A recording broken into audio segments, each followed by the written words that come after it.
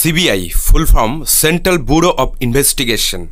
CBI হলো ভারতের প্রধান তদন্ত সংস্থা, যা সাধারণত দুর্নীতি, অর্থনৈতিক প্রতারণা, মারাত্মক অপরাধ এবং অন্যান্য জটিল কেসের ইনভেস্টিগেশন করে।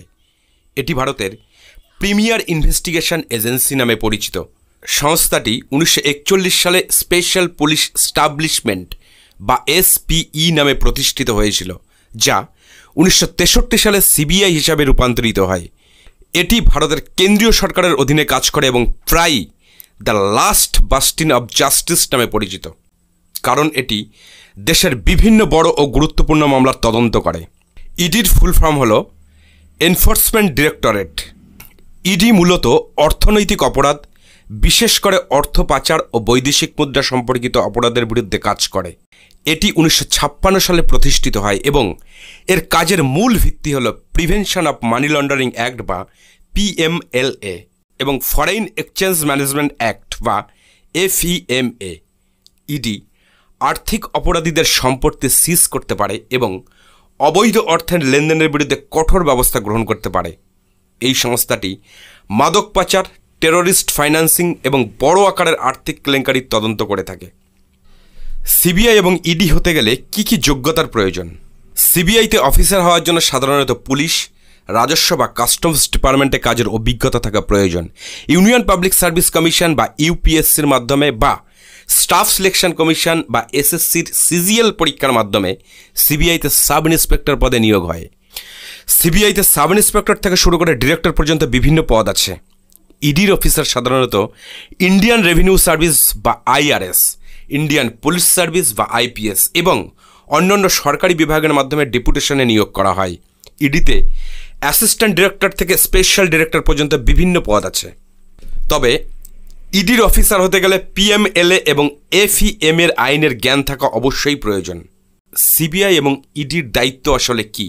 সিবিআইয়ের ক্ষমতা এবং দায়িত্ব ভারতীয় দণ্ডবিধি, দুর্নীতি প্রতিরোধ আইন এবং অন্যান্য নির্দিষ্ট আইনের আওতায় আসে। সংস্থাটি কেন্দ্রীয় সরকারের অধীনে কাজ করে এবং জটিল ও গুরুত্বপূর্ণ অপরাধের ক্ষেত্রে তদন্তে নিয়োজিত থাকে।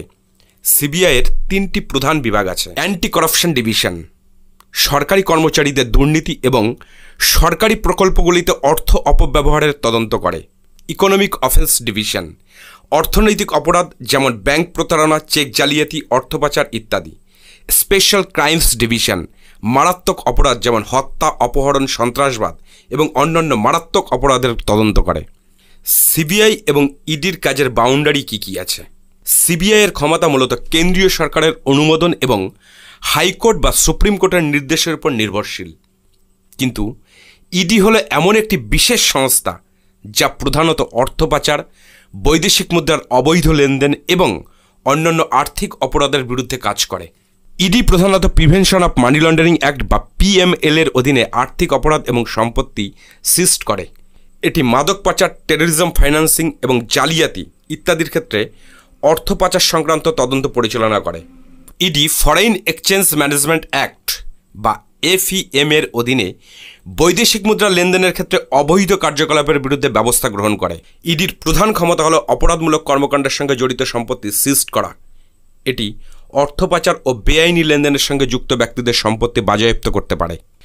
সিবিআই মূলত সাধারণ ও অর্থনৈতিক অপরাধের তদন্ত করে, যেখানে ইডি অর্থ পাচার এবং বৈদেশিক মুদ্রার অবৈধ লেনদেনের বিরুদ্ধে ব্যবস্থা গ্রহণ করে। সিবিআই সাধারণত কোনো রাজ্যের তদন্ত শুরু করতে রাজ্য সরকারের অনুমতির প্রয়োজন হয়, কিন্তু ইডির এমন কোনো বাধ্যবাধকতা নেই। ইডি কেন্দ্রীয় আইনের আওতায় সরাসরি তদন্ত শুরু করতে পারে। ইডির সরকারি সম্পত্তি সিজ করার ক্ষমতা রয়েছে, যা সিবিআইয়ের নেই। ইডি পিএমএল এর অধীনে সম্পত্তি বাজেয়াপ্ত করতে পারে, কিন্তু সিবিআইয়ের এমন কোনো ক্ষমতা নেই। সিবিআই কেবল অভিযুক্তদের বিরুদ্ধে চার্জশিট দাখিল করতে পারে। সিবিআইয়ের মামলা সাধারণত বিশেষ আদালতে চলে, যেখানে দুর্নীতি বা অন্যান্য অপরাধের বিচার হয়, কিন্তু ইডির মামলা পিএমএল এর বিশেষ আদালতে চলে, যেখানে শুধু অর্থ পাচারের বিষয়গুলি শোনা হয়। সিবিআইয়ের কার্যক্রম অনেক বেশি বিস্তৃত এবং ব্যাপক, কারণ এটি বিভিন্ন ধরনের অপরাধের বিরুদ্ধে তদন্ত করে, কিন্তু ইডি প্রধানত আর্থিক অপরাধ এবং সম্পত্তি বাজেয়াপ্ত করার ক্ষমতার জন্যই পরিচিত। সিবিআই এবং ইডির মধ্যে ক্ষমতার পার্থক্য তাদের কাজের পরিধি, আইনি ম্যান্ডেট এবং তদন্তের ক্ষমতার উপর ভিত্তি করে। সিবিআই একটি সাধারণত তদন্ত সংস্থা হিসাবে কাজ করে, যেখানে ইডি বিশেষভাবে অর্থ পাচার এবং বৈদেশিক মুদ্রার অবৈধ লেনদেনের বিরুদ্ধে ব্যবস্থা গ্রহণ করে। ফলে নির্দিষ্ট ক্ষেত্রে ইডির ক্ষমতা তুলনামূলকভাবে বেশি হতে পারে, বিশেষ করে আর্থিক অপরাধের ক্ষেত্রে।